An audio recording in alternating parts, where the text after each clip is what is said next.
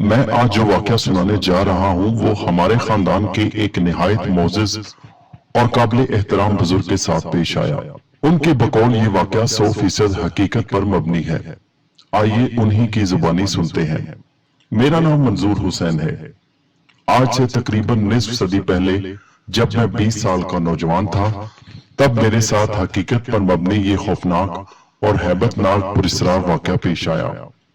میں نے اپنی زندگی میں بے شمار چیزیں دیکھی اور لاتعداد گمبھیر واقعات کا سامنا کیا۔ اس واقعہ نے مجھے جھنجھوڑ کر رکھ دیا۔ انہی دنوں جب میں نے میٹرک پاس کیا تھا کہ مجھے محکمہ ریلوے میں ملازمت مل گئی۔ ویسے تو آرمی جوائن کرنا چاہتا تھا، مگر میری خواہش پوری نہ ہو سکی۔ لیکن پھر بھی میں نے اللہ کا شکر ادا کیا کہ اس نے مجھے سرکاری ملازمت سے نوازا۔ میری پوسٹنگ ایک دور دراز علاقے میں ہو گئی۔ جس ریلوے اسٹیشن پر میری ڈیوٹی لگی تھی وہ بہت چھوٹا اور ملحقہ گاؤں سے تقریباً 4 کلومیٹر کے فاصلے پر تھا۔ میرے علاوہ اسٹیشن پر کوئی دوسرا ملازم نہیں تھا۔ پہلے اسٹیشن ماسٹر حال ہی میں ریٹائر ہوئے تھے اور ان کی جگہ عارضی طور پر آنے والا ملازم بھی چارج میرے حوالے کر کے رخصت ہو گیا۔ گاؤں سے کافی فاصلے پر موجود اس اسٹیشن پر میں اکیلا ہی رہتا تھا۔ اسٹیشن کے ساتھ ہی ایک پرانی اور خوبصورت مسجد بنی ہوئی تھی جہاں میں نماز پڑھ لیتا۔ اکیلا ملازم ہونے کی وجہ سے چھٹی بھی کم ہی ملتی تھی، اس لیے 4 مہینے گھر سے دور رہنا پڑتا تھا۔ ان دنوں اس ریلوے ٹریک پر صرف 3 گاڑیاں ہی چلتی تھی اور تینوں ہی اسٹیشن پر سٹاپ کرتی تھی۔ مسافر تو اکا دکا یا نہ ہونے کے برابر ہی ہوتے۔ اسٹیشن چھوٹا ہونے کی وجہ سے گاڑی صرف 2 منٹ کے لیے رکتی۔ اسٹیشن کی ایک جانب پھاٹک بند کرنا اور کھولنا پڑتا تھا، حالانکہ اس بیابان سڑک پر شاذ و نادر ہی کسی کا گزر ہوتا، مگر پھر بھی ڈیوٹی لازم تھی۔ ایک رات جب چاند مکمل جوبن پر تھا، ہر طرف چاند کی چاندنی بکھری ہوئی تھی، میں رات کے وقت آنے والی آخری ٹرین کا انتظار کر رہا تھا کہ یہ گزرے اور میں آرام سے نیند کے مزے لوٹ سکوں۔ روزانہ رات 11 بجے آخری گاڑی اس ٹریک سے گزرتی تھی۔ پھاٹک بند کرنے کے بعد میں اسٹیشن پر پہنچ گیا کہ شاید کسی مسافر نے ٹکٹ خریدنا ہو، مگر اس وقت وہاں کون مسافر ہوتا۔ کبھی کبھی تو ہفتوں یہ ریلوے اسٹیشن مسافروں کی آمد سے محروم رہتا۔ اس رات سخت گرمی تھی، حبس بھی زیادہ تھا، اسٹیشن بجلی سے محروم تھا، اس لیے میں پلیٹ فارم پر لالٹین ہاتھ میں تھامے گاڑی کی آمد کا انتظار کر رہا تھا۔ تھوڑی ہی دیر میں گاڑی سیٹی بجاتی ہوئی اسٹیشن کی جانب بڑھ رہی تھی، مگر پھاٹک سے کچھ پہلے ہی گاڑی رک گئی۔ میں بہت پریشان ہوا کہ اللہ خیر کرے، گاڑی پیچھے کیوں رک گئی، حالانکہ ہر چیز کلیئر تھی۔ میں نے پھاٹک بند کر رکھا تھا۔ میں سوچتے ہوئے فوراً گاڑی کی طرف دوڑا۔ وہاں پہنچتے ہی ایک وحشتناک اور دلخراش منظر میری آنکھوں کے سامنے تھا۔ کوئی بدقسمت شخص گاڑی کے نیچے آ کر مر چکا تھا، جس کی دونوں ٹانگیں اس کے دھڑ سے الگ ہو چکی تھی، بازو اور سر بھی بری طرح چھلنی ہو چکے تھے اور وہ موقع پر ہی دم توڑ گیا تھا۔ تمام مسافر گاڑی سے باہر نکل چکے تھے۔ زیادہ تر لوگ اس واقعہ کو خودکشی قرار دے رہے تھے اور بعض ڈرائیور کو مشکوک نظروں سے دیکھ رہے تھے۔ پھر میں نے ڈرائیور سے پوچھا کہ یہ خوفناک حادثہ کیسے رونما ہوا، تو وہ سہما ہوا بولا، جناب یہ شخص اچانک انجن کے سامنے آ گیا، جس کی وجہ سے میں اسے بچانے میں بالکل ناکام رہا۔ پھر لوگوں کی مدد سے ہم نے اس کی لاش کو اکٹھا کر کے پٹڑی سے تھوڑے فاصلے پر کسی مسافر سے کپڑا لے کر اس میں لٹا دیا۔ میں گرد و نواح کے علاقے کے تمام لوگوں کو اچھی طرح جانتا تھا اور انہیں پہچانتا تھا۔ یہ شخص اس علاقے کا نہیں تھا اور یہ امکان بھی خارج از امکان تھا کہ شاید یہ اس علاقے میں کسی کے گھر مہمان آیا ہو، کیونکہ یہ ٹرین کے اسٹیشن پر پہنچنے سے پہلے ہی اس کے نیچے آ کر لقمہ اجل بن چکا تھا۔ مسافروں میں مرد بالعموم اور عورتیں بالخصوص بری طرح خوفزدہ ہو چکی تھیں، اس لیے وہ جلد از جلد یہاں سے نکل جانا چاہتے تھے اور ڈرائیور سے نکلنے کے لیے مسلسل اصرار کر رہے تھے۔ اس وقت ٹرین میں پولیس کے 2 اہلکار بھی موجود تھے۔ میں نے ڈرائیور سے درخواست کی کہ ایک پولیس والا مجھے دے دے تاکہ ہم دونوں رات کے اس پہر لاش کے پاس وقت گزاریں، پھر صبح کسی نہ کسی طرح اس کے ورثاء تک پہنچانے کی کوشش کریں گے۔ مگر پولیس اہلکار نے رکنے سے صاف انکار کر دیا۔ اور گارڈ نے بھی یہ کہہ کر اس کے انکار کو مزید تقویت پہنچائی کہ یہ راستہ بہت لمبا ہے، اس لیے خدا نخواستہ کسی بھی ناگوار واقعہ سے نمٹنے کے لیے ہمیں سیکیورٹی کی ضرورت پڑ سکتی ہے، لہٰذا دونوں پولیس اہلکاروں کا ہمارے ساتھ چلنا ضروری ہے۔ میں نے بہت اصرار کیا کہ ریلوے اسٹیشن گاؤں سے بہت دور ہے اور میں رات کے وقت اس لاش کو اکیلا چھوڑ کر گاؤں کسی ساتھی کو بھی نہیں لا سکتا۔ کم از کم مجھے اتنا موقع تو دیں کہ میں گاؤں سے کسی کو بلا لاؤں۔ میری حالت دیکھ کر وہ جان چکے تھے کہ میں اندر سے بری طرح خوفزدہ ہو چکا ہوں، مگر وہ مجبور تھے۔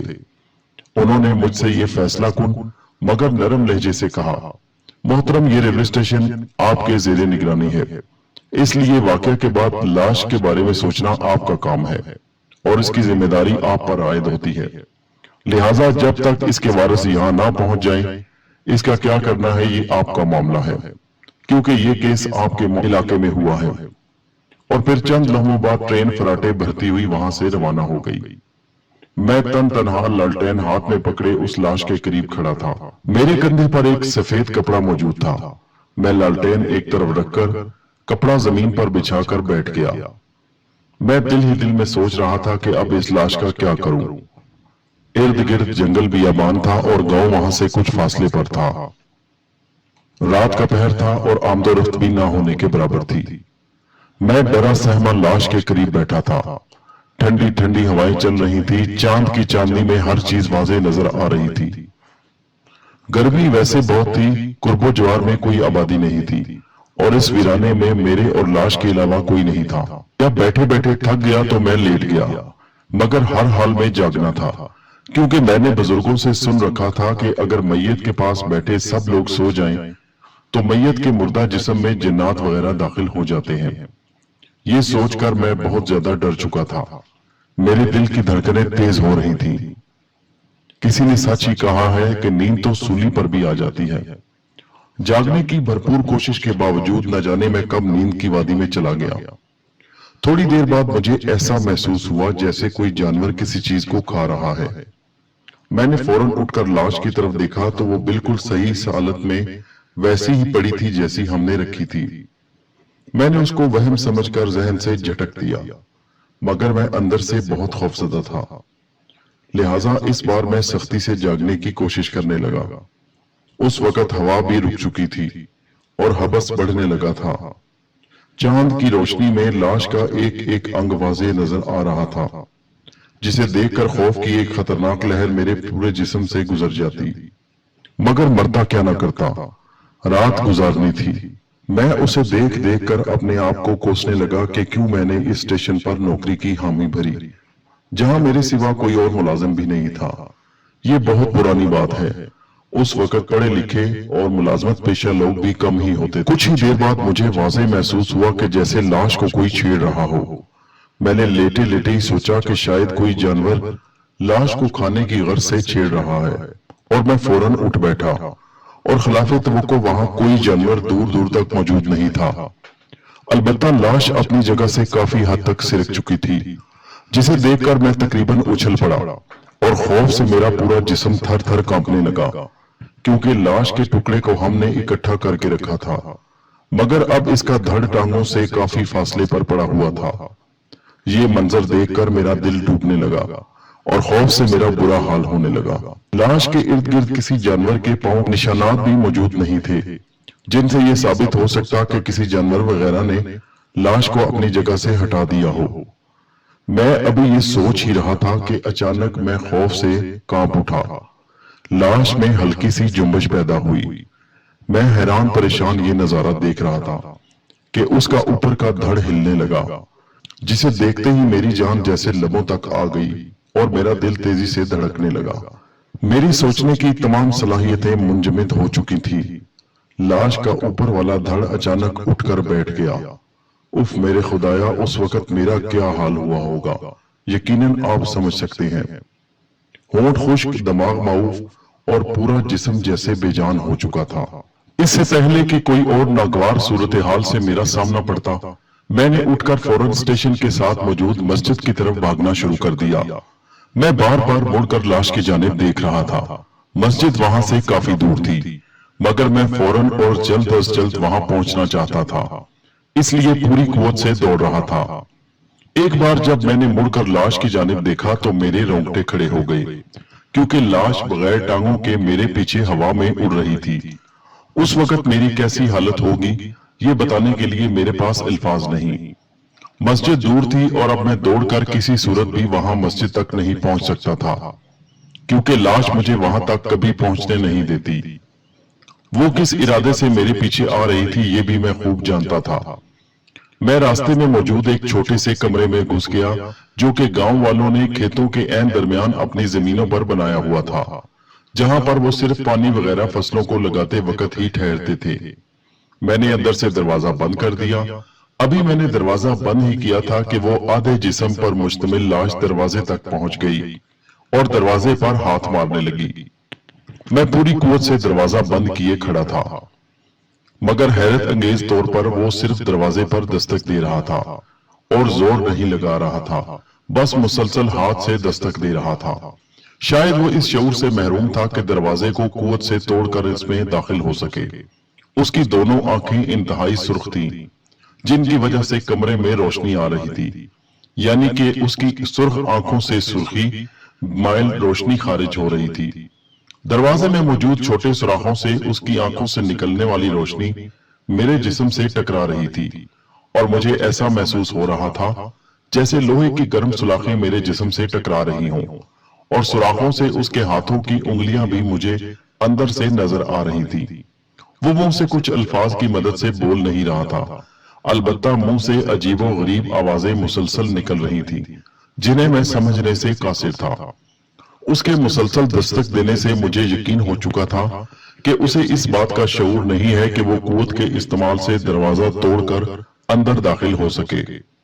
उसी लम्हे मेरी नजर कमरे में मौजूद एक खुली हुई खिड़की पर पड़ी, तो मैं फौरन बगैर कोई लम्हा जाया किए उसे बंद करने के लिए दौड़ा। अभी मैं खिड़की बंद करने ही वाला था कि वो लाश खिड़की के सामने पहुंच गई, मगर मैंने पूरी ताकत और जबरदस्त कुव्वते इरादी से वो खिड़की बंद करने की कोशिश की, लेकिन उसका आधा हाथ खिड़की में आ गया, जिसने मेरे खौफ में और भी इजाफा कर दिया। खुशकिस्मती से खिड़की और दरवाजे दोनों पर कुंडियां लगी हुई थी, जिसकी वजह से अब मुझे दरवाजे की तरफ से इत्मीनान था, लेकिन खिड़की में आने वाले मनहूस हाथ की वजह से मैं बहुत परेशान था। मेरी तमाम तर कोशिश के बावजूद भी खिड़की मुकम्मल तौर पर बंद ना हो सकी। फिर अचानक मेरे जहन में एक तरकीब आई और मैंने खिड़की को थोड़ा खोलकर बंद करना चाहा, जिसकी वजह से उसका हाथ बाहर निकल गया और मैंने खिड़की मुकम्मल तौर पर बंद कर दी। कमरे में मौजूद चारपाई उठाकर मैंने खिड़की के आगे रख दी ताकि खिड़की ना खुल सके और मैं फिर दरवाजे पर आकर खड़ा हो गया। फिर वो लाश दरवाजे और खिड़की पर दस्तक देती रही, मगर अंदर दाखिल होने से कासिर रही और मैं सोचने लगा कि लोग आमतौर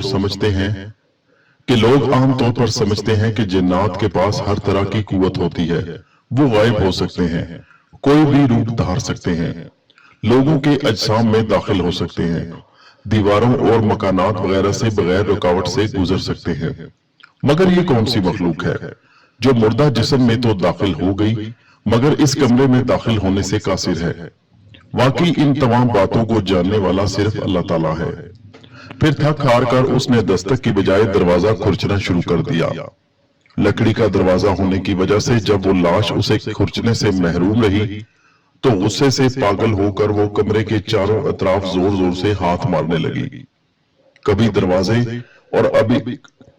दरवाजे और कभी खिड़की से जोर से टकराती और कभी कमरे की दीवारों से टकराती और उन्हें खुरचने लगती। कमरा पक्की ईंटों से बना हुआ था, जिसकी वजह से उसे खुरचने में दुश्वारी पेश आ रही थी, मगर वो हर हाल में मुझ तक पहुंचना चाहती थी। उसे मुझसे क्या दुश्मनी थी ये मैं नहीं जानता। थोड़ी देर बाद मुकम्मल खामोशी छा गई, जैसे हर तरफ हू का आलम हो। कमरे के अंदर हबस बहुत ज्यादा हो चुका था और गर्मी की शिद्दत की वजह से अंदर ठहरना इंतहाई मुश्किल हो रहा था। मुझे बहरहाल अपनी जिंदगी प्यारी थी और मैं खौफनाक चीज से लड़ रहा था। मैं इस बात पर हैरान था कि आखिर वो लाश कहां चली गई और इतने अंधेरे में भी कमरे में अजीब और मध्यम सी रोशनी मौजूद थी। तकरीबन आधा घंटा बिल्कुल खामोशी से गुजर गया اور اب شدید گرمی اور حبس نے میرا برا حال کر دیا۔ بند کمرے میں مزید ٹھہرنا میرے لیے انتہائی دشوار ہو رہا تھا۔ میں سوچ رہا تھا شاید وہ لاش میری طرف سے مایوس ہو کر کسی اور شکار کی تلاش میں نکل کھڑی ہوئی۔ اندر گرمی کی شدت سے مرنے سے بہتر ہے کہ میں باہر ہی نکل جاؤں، یہ خیال اچانک میرے ذہن میں آیا۔ مجھے یقین تھا کہ میں مسجد میں جا کر مکمل طور پر محفوظ ہو جاؤں گا، اور پھر ہمت کر کے میں نے دروازہ کھولا۔ باہر کوئی موجود نہیں تھا اور میں کمرے سے نکل کر مسجد کی طرف دوڑا۔ اچانک میرے کندھے پر پیچھے سے کسی نے ہاتھ رکھا اور مجھے ایسا محسوس ہوا جیسے خوف سے میری رگوں میں خون جم گیا ہو، اور جب میں نے پیچھے مڑ کر دیکھا تو وہی لاش میرے پیچھے کھڑی تھی۔ وہ ہوا میں معلق تھی۔ اس نے فوراً ہی مجھ پر حملہ کر دیا اور میں نیچے گر گیا۔ وہ میرے اوپر گری تو مجھے یوں لگا جیسے کوئی پہاڑ مجھ پر آن گرا ہو۔ لاش غصے سے پاگل ہو کر مجھے ختم کرنا چاہتی تھی۔ مجھے موت بالکل سامنے نظر آ رہی تھی، اس لیے میں نے آخری بار اس سے بچنے کے لیے آخری کوشش کی اور اسے پوری قوت سے دھکا دیا۔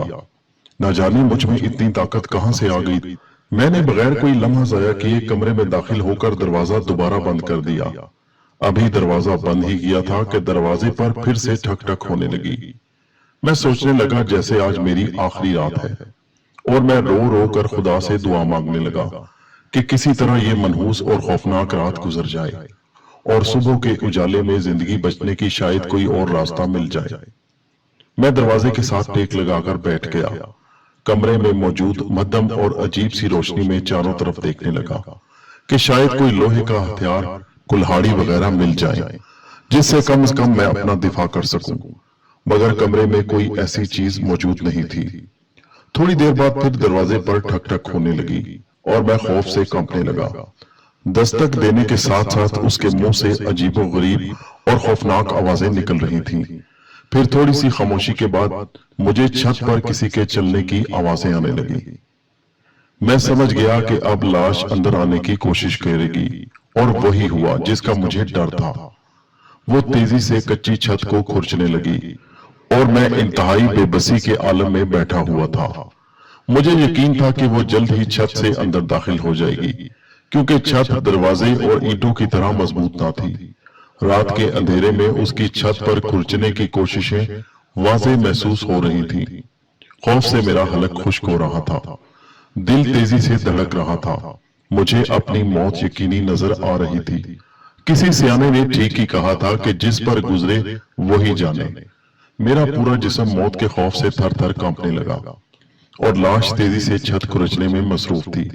اب تو باقاعدہ چھت سے مٹی گرنا شروع ہو گئی۔ ایک بار پھر میرے دل میں خیال آیا کہ اب اس کمرے میں تو میری موت یقینی ہے، کیوں نہ یہاں سے نکل کر مسجد جانے کی آخری کوشش کی جائے۔ یہ سوچتے ہوئے ابھی میں دروازے کے قریب ہی پہنچ کہ فوراً لاش دروازے کے سامنے آ کھڑی ہوئی اور اپنی حرکت سے مجھے دروازے پر اپنی موجودگی کا احساس دلانے لگی۔ اب کسی صورت وہ مجھ سے غافل نہ تھی، بہرحال مجھے وہ ہر حالت میں ختم کرنا چاہتی تھی۔ اس صورتحال کو مد نظر رکھتے ہوئے اور موت کو انتہائی قریب دیکھ کر میں سجدے میں گر کر اپنے رب سے توبہ کرنے لگا، اور پھر تھوڑی دیر بعد وہ چھت کی مٹی نکال کر آسانی سے کمرے میں داخل ہو گئی اور فوراً ہی مجھ پر حملہ کر دیا۔ اس کے کمرے میں داخل ہوتے ہی کمرے میں ایک عجیب سی روشنی پھیل گئی، اور اس کی آنکھوں کی روشنی نے کمرے میں انتہائی گرمی پیدا کر دی۔ اس کے حملے نے مجھے کافی حد تک زخمی کر دیا۔ جب تک انسان کی سانسیں مکمل طور پر بند نہ ہو جائیں، تب تک وہ بچنے کی آخری حد تک کوششیں جاری رکھتا ہے، چاہے موت بالکل سامنے ہی کیوں نہ کھڑی ہو۔ آخری بار میں نے اس سے بچنے کی خاطر اپنی پوری قوت سے اسے دھکا دے کر دور پھینکنے کی کامیاب کوشش کی، اور وہ دیوار سے ٹکرا کر دروازے کے سامنے بیٹھ گیا۔ وہ میری پریشانی اور بے بسی شیطانی انداز میں کہے لگانے لگا، جیسے مجھ سے کہہ رہا ہو کہ اب تم مجھ سے بچ کر کہاں جاؤ گے، اب تمہارا بھیانک انجام یقینی ہے۔ وہ بلند اور خوفناک آواز میں کہے لگانے میں مصروف تھا کہ اسی لمحے میری نظر سامنے دیوار پر لگی خانہ کعبہ اور مسجد نبوی کی تصویر پر پڑی، اور میں نے فوراً چھلانگ لگا کر وہ مبارک تصویر دیوار سے اتار کر اپنے ہاتھوں میں پکڑ لی اور اس کا منہ اس کی جانب کر دیا۔ میرے انتہائی قریب آ کر جیسے وہ رک گیا، جیسے اس کی روحانی طاقت نے اسے زبردست قوت سے روک لیا ہو۔ اس کے چہرے سے واضح محسوس ہو رہا تھا کہ انتہائی کوشش اور طاقت کے باوجود بھی وہ مجھ تک پہنچنے سے قاصر تھا۔ پھر اچانک اس کے مختلف اعضاء اس کے دھڑ سے الگ ہونے لگے۔ سر، دونوں بازو، کمر، گردن، ہونٹ، ناک، بال، سب کچھ الگ الگ ہو کر کمرے میں گھومنے لگے۔ وہ اس عجیب اور خوفناک ترکیب سے مجھے ڈرا کر پھنسانا چاہتا تھا کہ کسی طرح تصویر میرے ہاتھوں سے نکلے اور وہ میرا کام تمام کر سکے، مگر میں نے اپنے اعصاب پر مکمل قابو پائے رکھا اور آنکھیں بند کر کے تصویر اس کی جانب کر کے بیٹھ گیا۔ کافی دیر وہ مختلف عجیب حرکات اور خوفناک آوازوں سے مجھے ڈرانے کی کوشش کرتا رہا، مگر میں ہر صورت تصویر اس کی جانب کر کے بیٹھا رہا۔ پھر اس کے اعضاء اکٹھے ہونے لگے اور آہستہ آہستہ اس کا دھڑ مکمل ہو گیا اور وہ لاش تک ہار کر دروازے کے قریب لیٹ گئی۔ اس کے چہرے سے شکست واضح محسوس ہو رہی تھی۔ تقریباً 1 گھنٹے بعد اذان فجر کی آواز آنا شروع ہو گئی اور میں سخت حیران ہوا۔ آج تک گاؤں سے اتنی دور اذان کی آواز نہیں آئی، تو آج کیسے اور کہاں سے آ رہی ہے؟ پھر یکدم اس لاش نے ہوا میں چھلانگ لگائی اور وہ پھولنے لگی۔ پھر اس میں سے سرخ رنگ کا ایک ہیولا سا نمودار ہو کر دروازے کے سوراخ سے باہر نکل گیا اور چند منٹوں بعد ہی دروازے کی کنڈی خود بخود کھل گئی اور لاش بھی دھواں بن کر کھلے دروازے سے باہر نکل گئی۔ اور میں سجدہ ریز ہو کر خدا تعالیٰ کا شکر ادا کرنے لگا جس نے آج مجھے یقینی موت سے بچا لیا۔ بے شک اللہ تعالیٰ ہر چیز پر مکمل قدرت رکھتا ہے۔ کافی دیر ذکر الہی کے بعد میں دیوار سے ٹیک لگا کر بیٹھ گیا اور نیند کی آغوش میں چلا گیا۔ باہر دروازے پر دستک نے میری آنکھیں کھول دی۔ دروازے پر چاچا سراج دین موجود تھے جو اس کمرے کے مالک تھے اور اونچی آواز میں کہہ رہے تھے، کون ہے اندر؟ خدا کے بندے دروازہ کھولو۔ میں نے دھڑکتے دل سے دروازہ کھولا اور چاچا سراج دین مجھے دیکھ کر حیرت سے پوچھنے لگے، آپ یہاں؟ خیریت تو ہے؟ پھر میں نے رات پیش آنے والا سارا واقعہ انہیں سنایا تو انہوں نے ماننے سے انکار کر دیا۔ میں نے ان سے کہا، آپ اسی وقت میرے ساتھ چلیے جہاں لاش رکھی ہوئی ہے، اور وہ کمرے میں داخل ہوئے بغیر ہی میرے ساتھ چل پڑے۔ میں سوچنے لگا کہ جب لاش باہر نکلی تھی تب تو دروازہ خود ہی کھل گیا تھا، پھر یہ بند کیسے ہو گیا؟ خیر، لاش اپنی جگہ پر ہی موجود تھی جہاں ہم نے رات کو اسے چھوڑا تھا۔ چچا سراج دین بولے، اوے اللہ بخشے، پتہ نہیں کس ماں کا لال بچہ تھا، بیچارہ کتنی بے درد اور خطرناک موت سے مرا۔ پھر چچا سراج دین بولے، بیٹا یہ بات تو درست ہے کہ رات یہاں حادثے میں کسی کی موت ہوئی ہے، مگر آپ کے ساتھ رات کوئی ناخوشگوار واقعہ پیش نہیں آیا، بلکہ خوف کی وجہ سے اور نفسیاتی الجھن کی وجہ سے آپ ڈر کر اس کمرے میں جا گھسے ہوں گے۔ بھلا مردہ کیسے زندہ ہو سکتا ہے؟ ابھی صبح کی پہلی ٹرین آنے میں 2 گھنٹے باقی تھے۔ تھوڑی ہی دیر میں پورا گاؤں وہاں پہنچ چکا تھا۔ سب اس کی شناخت کرنے میں ناکام رہے۔ پھر دوپہر تک اس کے وارث بھی پہنچ گئے۔ اصل میں رات والی ٹرین کا ڈرائیور ہر اسٹیشن پر اطلاع کر دیتا تھا کہ فلاں اسٹیشن پر ایک شخص ٹرین کے نیچے آ کر ہلاک ہو گیا ہے جو اس گاؤں کا نہیں ہے۔ اسی طرح مرنے والے کی نشانیاں اور حلیہ بھی بتا دیتا، جس کی وجہ سے ورثاء تک اطلاع پہنچ گئی اور دوپہر 2:30 بجے والی ٹرین کے ذریعے وہ لاش لے کر وہاں سے روانہ ہو گئے۔ مگر گاؤں والے رات میرے ساتھ پیش آئے واقعے سے انکار کر رہے تھے۔ پھر جب واپسی پر وہ میرے اصرار پر کمرے میں داخل ہوئے تو چھت اور دیواروں سے لگے خون کو دیکھ کر سب نے میری بات کی تصدیق کر دی۔ تب میں نے سب سے کہا، غور کیجئے کہ صرف خانہ کعبہ اور روضہ رسول صلی اللہ علیہ وآلہ وسلم کی تصویر نے مجھے انتہائی خطرناک اور یقینی موت سے بچا لیا۔ لہٰذا ہمیں ہر حال میں نبی کریم صلی اللہ علیہ وآلہ وسلم کے نقش قدم پر چلنا چاہیے۔ اس دن سے میں نماز پنجگانہ ادا کرتا ہوں۔ جب بھی مجھے وہ خوفناک رات یاد آتی ہے تو میرے رونگٹے کھڑے ہو جاتے ہیں۔ ہمارے چینل حیدر وائس کو سبسکرائب کیجئے۔ شکریہ۔